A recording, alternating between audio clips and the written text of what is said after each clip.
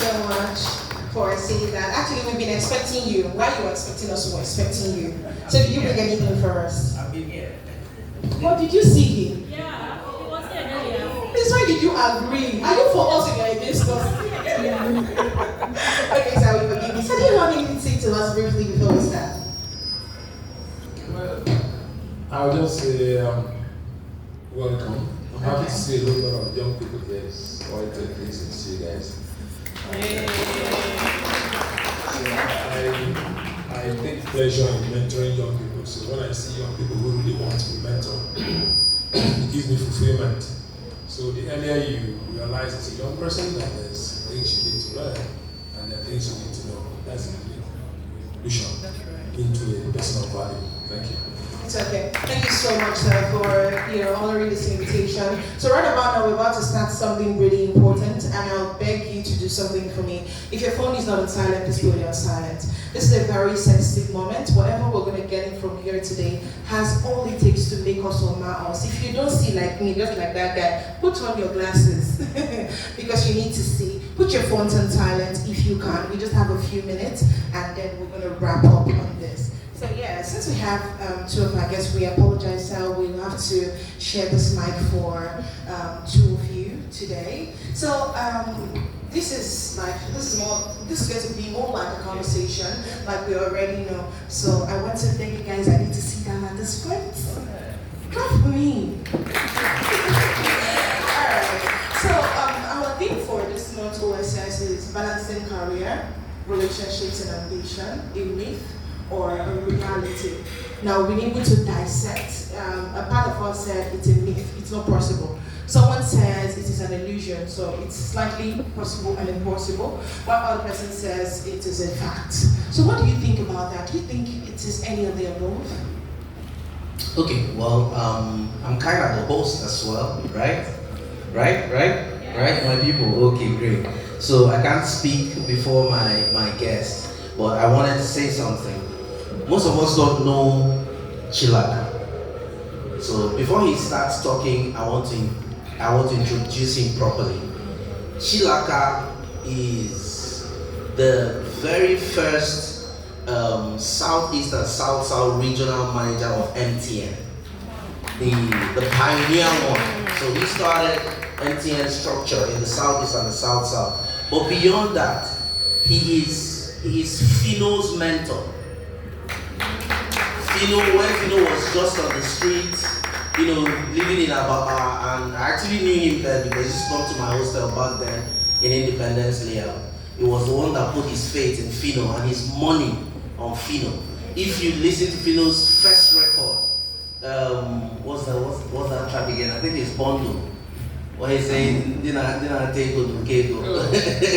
So he's a Chilaka that he called, and the company is Sputnet.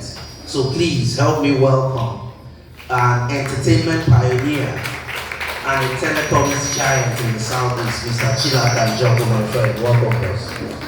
Thank you. So I imagine the conversation is around life-work balance with a little bit of touch of relationship.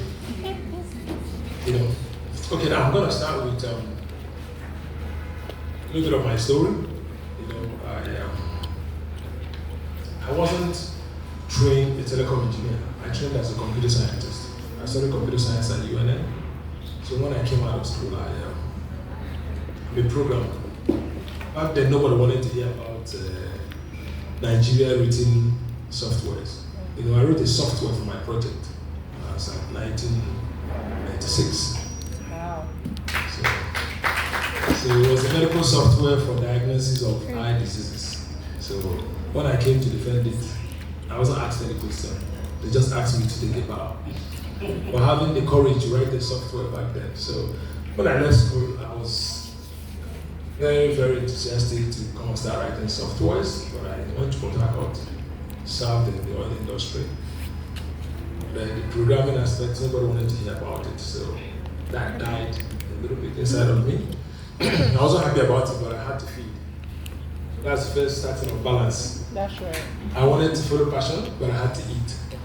At some point, I had only one sandal. I didn't have any shoe.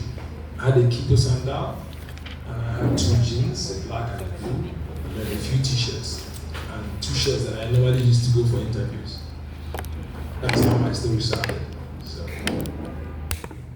because I knew I wanted to survive, I started looking for areas where there's chances of survival. So I singled out engineering because I was in Port Harcourt and it's an oil city, so it's mostly the engineers that are paid well. I served in Scotland, so I knew that the engineers were premium staff. They were given all the priorities. So I started training myself to be an engineer. I didn't go to any school. I didn't have the money to do that. I started learning mechanical engineering by myself. I read the books. I took every opportunity I had to learn from people who practice. If I see people repairing generators or any kind of equipment or NEPA people working, I go and join them. And surprisingly, anytime you go to people and say, I want to learn what you're doing, they're always very willing to help you. So you don't always go to people to ask them for money. And most of the time I went to ask for those kind of lectures, I got money at the end of it, but I never asked for money. Now, while I was learning mechanical engineering, I also learned a little bit of telecom, just on the side. There's nothing I didn't learn. I even learned aeronautics. That's how to repair aircrafts. Everything I could lay my hand on, I needed money to maintain a standard of living, because I believe in living well. So, I was in a wedding someday, and the construction was going on in front of me. 2 men were in front of me, I was behind them. And then they were talking about telecoms. There's something you call multiplexers. I don't know if any of you have engineering background. I had read about it 2 days before that day. You know. So I joined that conversation. So they asked me, do you know about multiplexer? I said, yes, of course. I didn't know much about it, but I claimed it. And then one of them asked me, just 10 minutes into the conversation, said, if I offer you a job, would you take it? I said, I have to leave. I have to inform the company I'm working for already to be able to take your job. So I'll need 1 month notice. At this point, I didn't have any job. I was jobless. But I had thought about it. I took that job. I don't really have money to maintain my transport and stress, so I had to get that money somewhere and somehow.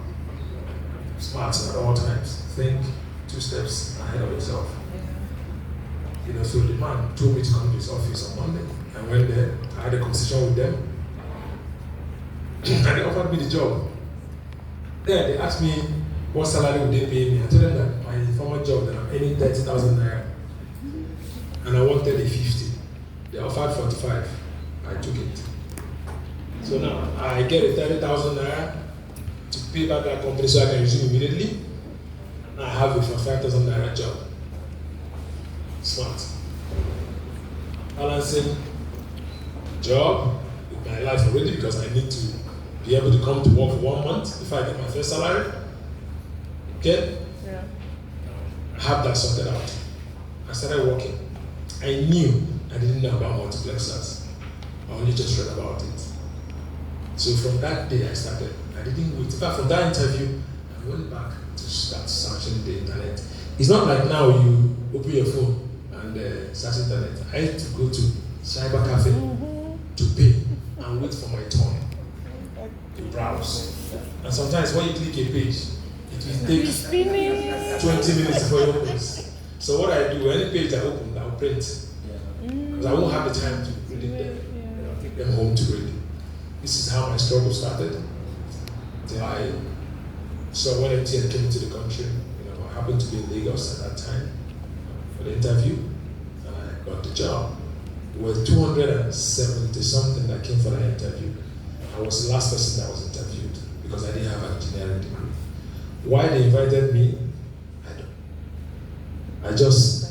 What I do, I go to the newspaper, I saw the advert, everything that they wrote there that they wanted.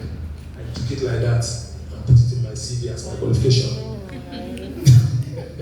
So they probably looked at the CV and everything they needed was in it. Then when I submit that CV, I go back and start reading. That's how my model, because I had to survive. My dad was a commissioner at that point in my state. He wanted me to come home, but I didn't want to go home. So I went for the interview there, asked me a couple of questions about mechanical engineering, which I already told you guys I've been studying for a while. And I killed it. They asked me a second one, I killed it. That's how I got the job. Out of 270 something, they wanted 3 engineers. One for the north, one for the south, and one for the west. I took the one for the south. I was the first NT engineer that came to the east of Nigeria. Meanwhile, I'm not an engineer. So I want you guys to learn. So whatever you study is not a limitation to what you want to become. I joined MTN as a mechanical engineer. From the day I resumed, I also knew I was not a mechanical engineer. So I had to be conscious of the fact that I needed more effort to match up with the mechanical engineers in other spaces around there. So it took me to study more and read every day. Every manual I laid my hand on was consumed.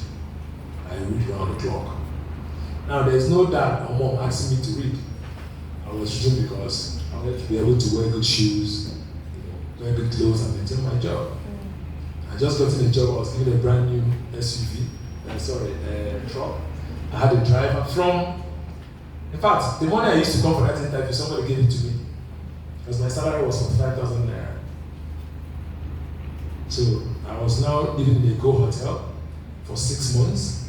Why? Because I took a move to read mechanical engineering, which I didn't study in school. So what school does for you is just give you a platform and a background to be able to study things and understand them. So that's about career and growth. Now, secondly, while I was in MTN, I was telling Chinedu while we were outside, every year the company took time to train us on work-life balance. While I was in the oil industry, we used to service Shell. In Shell every year, they have managers who fall and sometimes die from exhaustion from work. So the industry realized that there was need for people to balance their life with their work, because I can assure you from my experience that money can't solve every problem that you have. If you have that mindset, know that you're below poverty line, and poverty is already having a negative impact on you. So how does this balance start? It starts from your age, your mindset, and your relationship choices.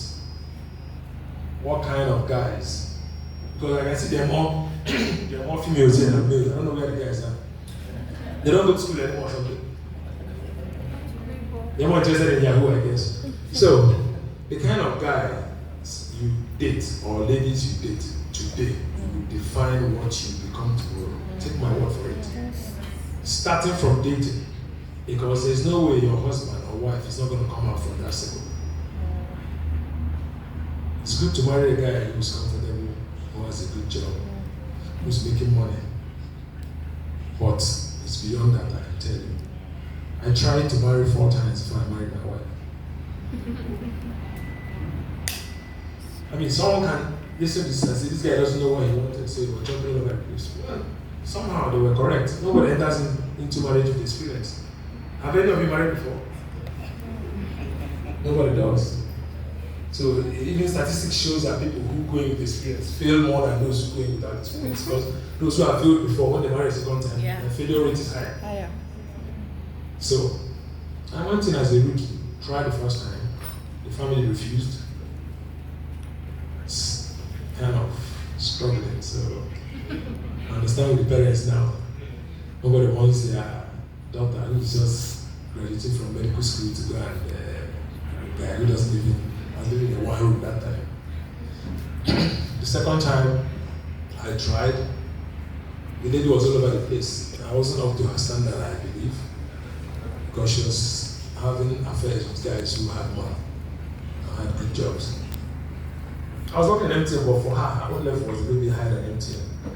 When I saw her ex before me, I realized the problem I had. And then the guy had a fleet of about 138 trucks. Talking about trailers. That's the guy she left to date me. How unfortunate I was. This guy was like 6'4", very handsome, but because both of them felt their paths were not in the market, nobody was ready to bend for the other.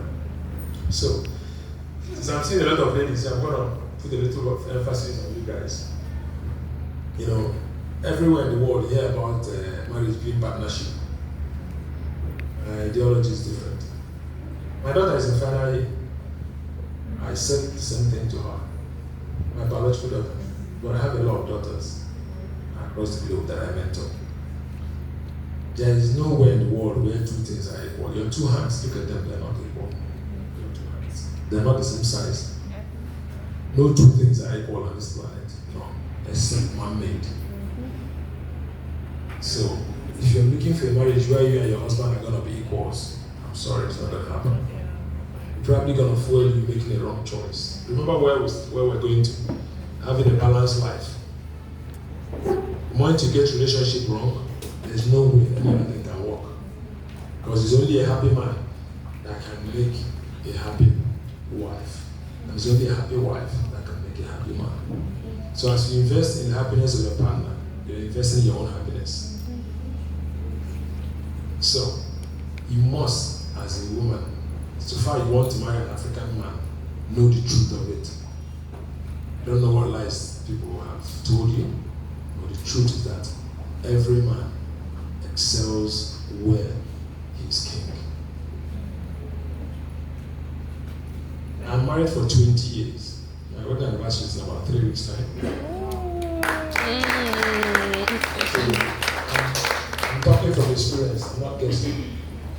I mentor and counsel a lot of people who are having marriage challenges. The problem is that a lot of females think that in marriage, the rights is equal rights, is two people.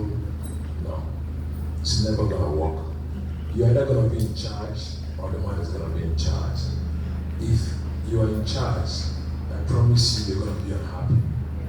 Because the woman excels where she's dominating the man. So it's best you find pleasure, comfort, balance, man that you submit to. So when you choose a man, choose the one you love and respect enough to submit to happily. I will assure you that if you meet the right man, you will have no problem with submitting. Yeah. For as long as you're fighting submission, you're with the wrong guy. Yeah. The woman who loves you is trying to do everything that will make you happy. She's willing to kneel down. I still eat. This morning I ate my breakfast by 6:40 something and it was in my bed. So since I'm married for 20 years, 80% of the time I eat my breakfast in my bed. I'm just leaving 20% because I'm all over the place, traveling for business. My wife is a surgeon, so she's not a housewife, just in case those who say that they are too busy to cook for their husbands. So it's not about being busy. Okay? So, and I love the floor she marches on because I can't survive anywhere for too long without her around me. It's not possible. If I travel to Lagos, I wake up in the morning, even if I'm in a Intercontinental Hotel, the breakfast is not going to come to the bed and I'm going to miss it. If I go to my house now and pull out this shirt, I hang it on the chair and go downstairs. If I come back, my wife has carried it to wash.